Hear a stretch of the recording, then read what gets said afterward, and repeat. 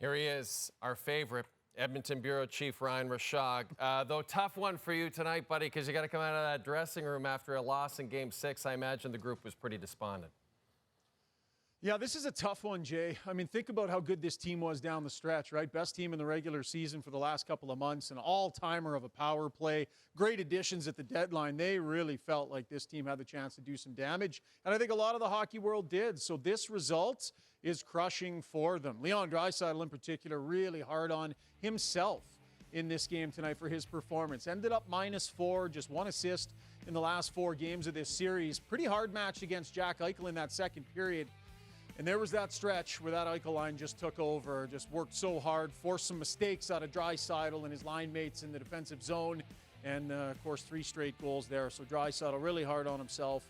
And listen, he wasn't the only one. There were a number of players that they needed more out of tonight, but considering his production during the season and earlier on in the playoffs, to be -4 in a game like this was tough for him to swallow. And you said it. I mean, a record-setting power play in the regular season, terrific in the playoffs, and yet their play 5-on-5. Was that the difference in them losing this series, Ryan?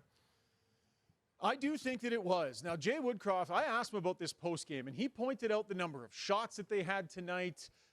He felt they had a good number of chances through this series, but really he felt the difference was Vegas did a better job of finishing at even strength. And if you look at the disparity in the goal totals, it was definitely there, and it's noticeable. Like at even strength, 5-on-5, it was 15-9.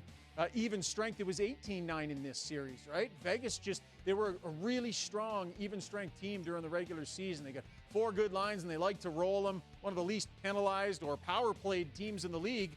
And so they relied on their even strength game. And to me, it was a huge difference in this series. They produced more often. They were produced more reliably. The other thing about even strength, though, Jay, I think you got to give their goaltenders credit, right? Hill tonight absolutely shut the door. I know Stuart Skinner would have wanted a better performance, pulled 3 times in this series. So, yes, even strength, they weren't good enough, but goaltending factors into that.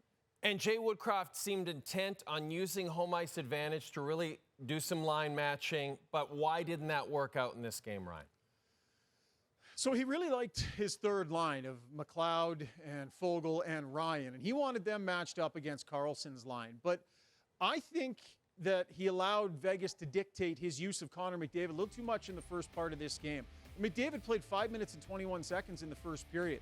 This on a day where he declared, we will play our best game of the series tonight. You got the sense like he might just get shot out of a rocket in a game like this. But he never really got the chance to do that. They weren't starting him. They didn't put him in the starting lineup. They started the McLeod line. Out of commercial breaks, they would go the McLeod line because Vegas was bringing Karlsson.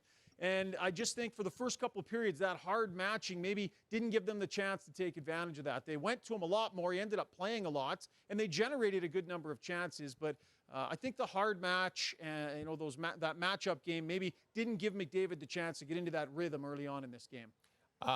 Let's have some fun. Is your son Kai still with you? Can we see him before we go? Can he say hi to us? Yeah, Kai, Uncle Jay wants to see you. Uncle Jay wants to see you, Kai.